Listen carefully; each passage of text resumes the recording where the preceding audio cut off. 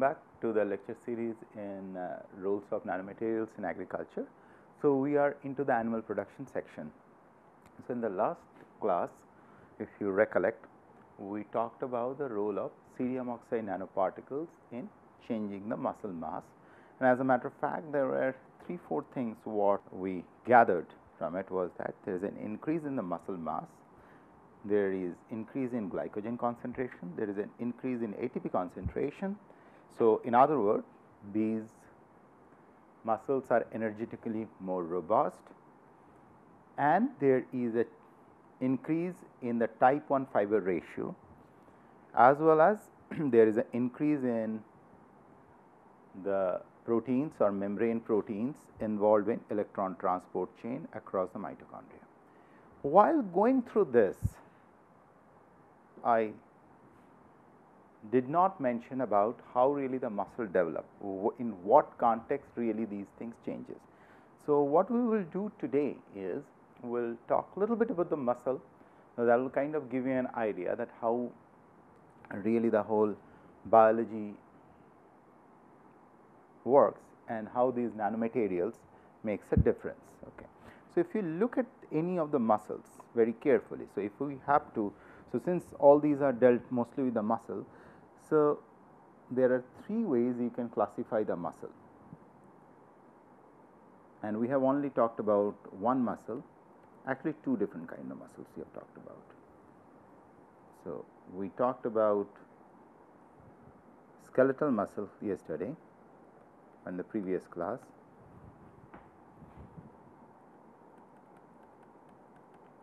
Skeletal muscle, the muscle which are lining our gut or making our gut or the alimentary canal and everything, those are smooth muscle, and then you have cardiac muscle.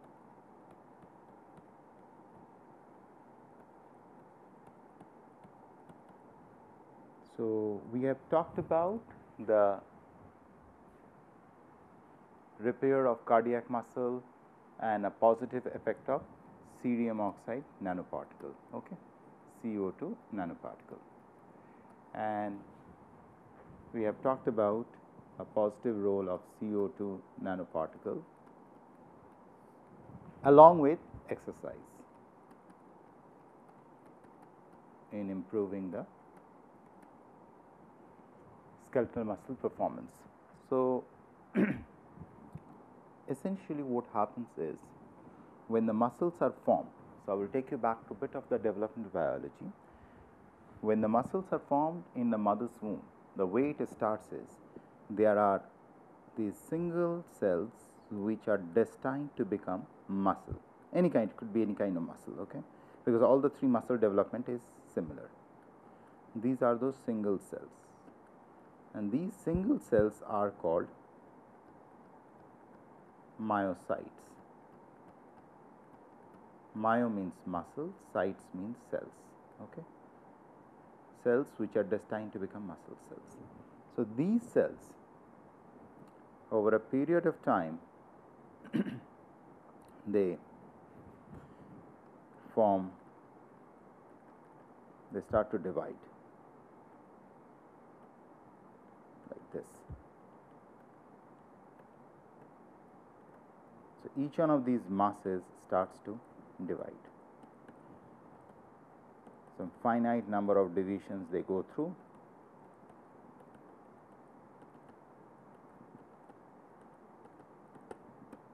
at a time.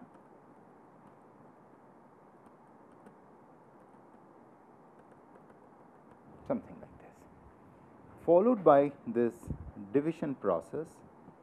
So, myocytes going through division, followed by this division process, they started to move and align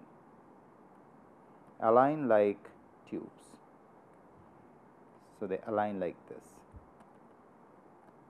This is very essential for you people to understand, because all the reference papers I will be giving, unless you understand this process, you won't be able to appreciate how those muscles are formed. That is the reason why we are taking this special fragment of our course where we are talking about the muscle development. Okay.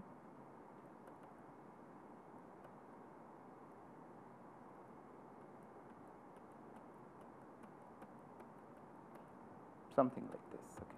These are long arrangement, long linear kind of arrangements which happens. So these cells are now migrating and aligning. Migration or migrating followed by aligning. As you could see here, they are aligned. And this is basically telling you the migration happening. Once they are aligning, there is an interesting process which happens. These cells started to lose their individual boundaries, and what they form is something like this.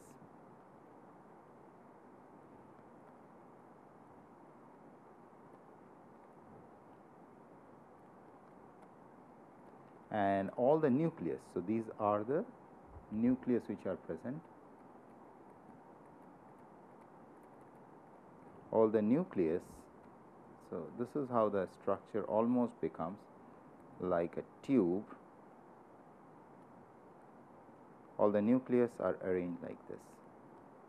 A very typical of a skeletal muscle I am talking about. Okay. So these tubes are called myotubes. Okay, which is the smallest unit of muscle. Now these myotubes then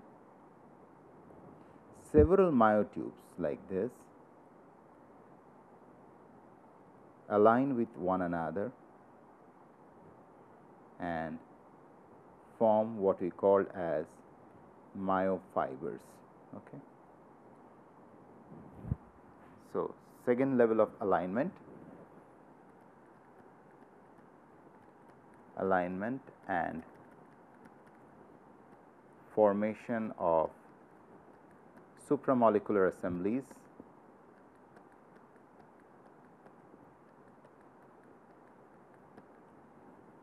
formation of supramolecular assemblies, and these supramolecular assemblies are called myofibers. As you see, the word myo remains common. Now from site out here, it forms tubes out here, and then it forms fibers. So when I told you in the previous class there is a change in the fiber ratio, I essentially meant this fiber ratio. Now there is something else which I haven't mentioned as of now. That's what I am going to come. So this is your skeletal muscle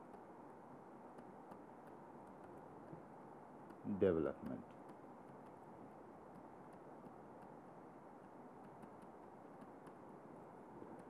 Now there is something else which is happening. Now each one of these, so we know that these skeletal muscle generates force. If you recollect, when we talked about exercise as a double-edged sword, we talked about the ROS, reactive oxygen species, which is generated during exercise, is essential for force generation, right? So now coming back to this part, so who is generating the force? How the force generation is happening? Force generation,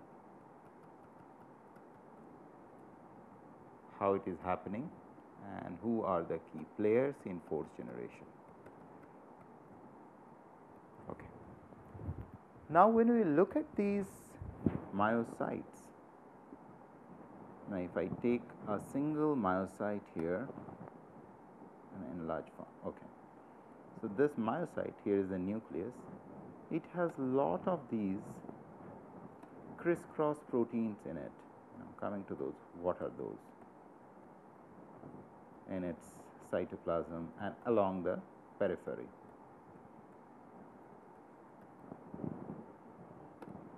Something like this, okay.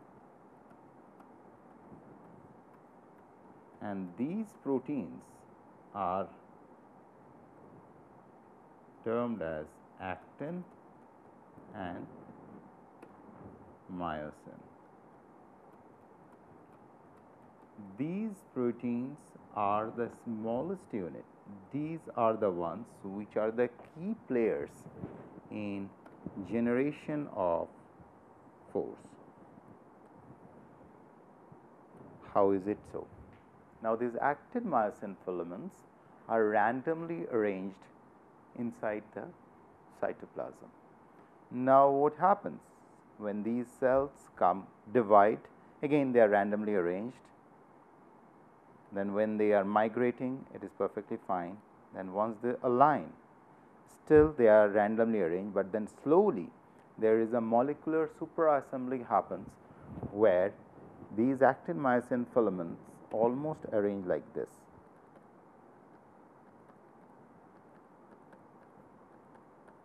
Okay, something like this.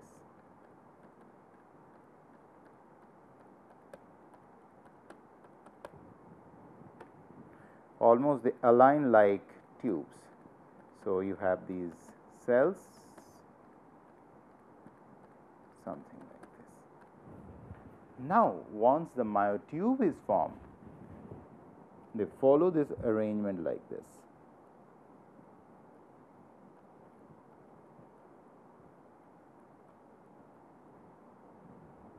Something like this. And there are discontinuities which you could see as something like this. So, if you see a muscle fiber, you will observe something like, we will come to that, what are those discontinuities are. It looks like discontinuities, actually those are not discontinuities, those are something like this, structures like this, which are also called Z lines. Now, what you observe, it's kind of, I'll go a little slowly for you to realize, these actin myosin initially were randomly arranged, okay. These were randomly arranged. Then while it is forming a supramolecular assembly out here, now actin plus myosin filaments forms a aligned tube like structure. This alignment and formation of tube like structure is one of the finest program arrangement of proteins which happens, and it is very, very unique to look at. And then once these individual cells loses their boundary and form something like syncytium, it's a continuous structure, something like this. This arrangement continues, and not only they form further rearrangement, okay.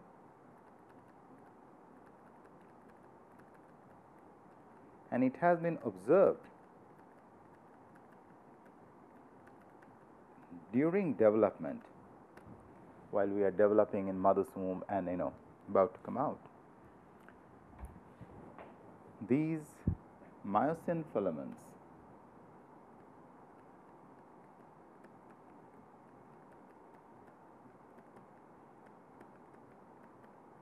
changes their type.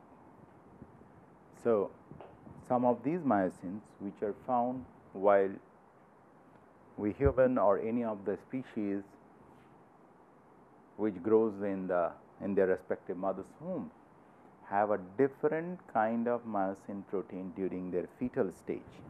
Okay, so they have a fetal myosin, and myosins are a heavy chain. Okay, so these are called fetal myosin heavy chains, and as they mature, as we are taking birth, they become much more mature, and there is a change in their protein conformation. They become more like mature, more like adult like myosin heavy chain. And they are also, sometime in biological literature you will come across this word called MHC, myosin heavy chain, type 1, type 2. Likewise, there is wide array of subtypes of myosins which you could see in the literature. So, during this development, as these tubes are forming, aligning, their myosin heavy chain type changes, and it is one of the most beautiful example of development. Okay, and there are cassettes of gene families which are involved in regulating this process. What is important for you to realize, this rearrangement of a structure, and this is where I am coming.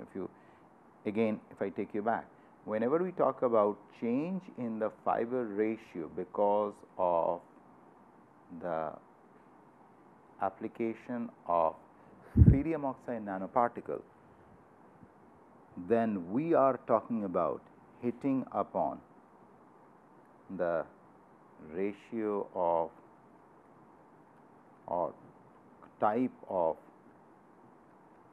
myosin filaments.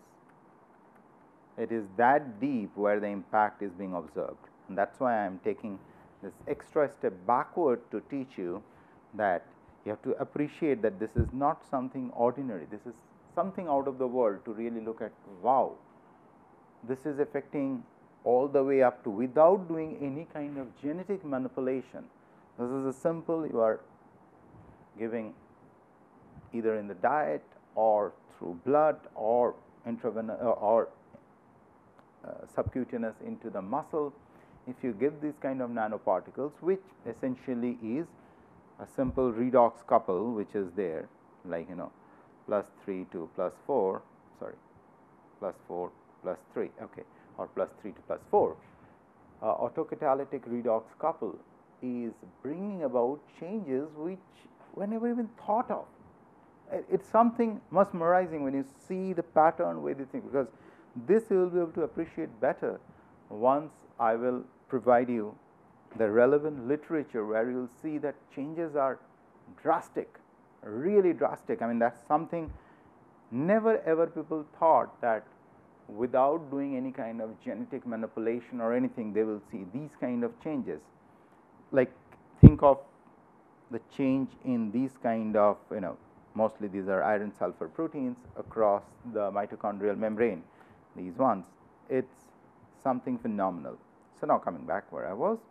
So, it is out here, the fetal myosin heavy chain transformed into adult myosin heavy chain in these kind of muscle. Okay. Now, how this arrangement really looks like, that will be our next class. What we will be talking about is, now we have already talked about who are the players. Now, in the next class what we will do is, we will talk about the arrangement of actin myosin filament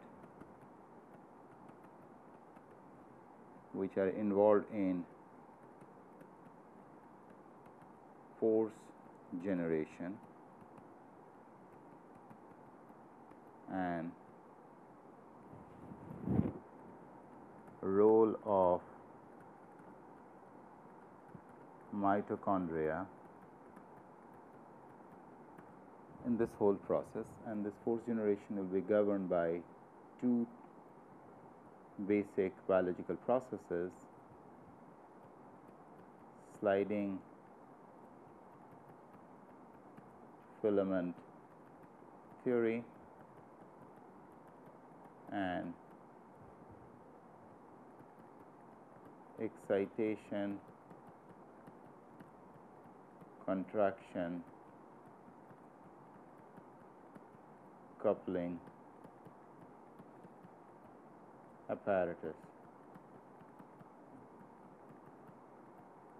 Okay, and the role of mitochondria: energy source,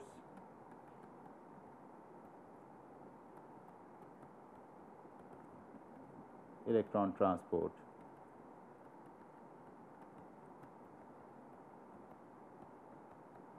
and in this whole process, how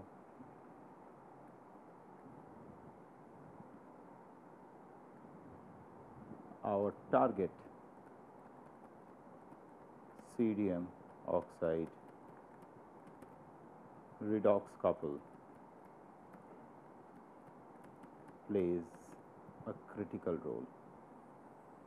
And next, what we will do,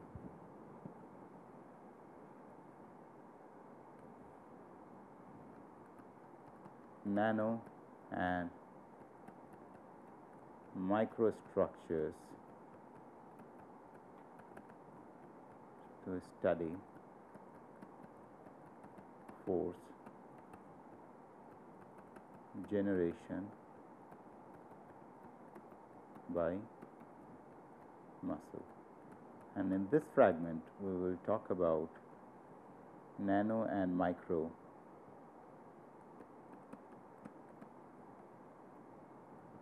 cantilevers and AFM.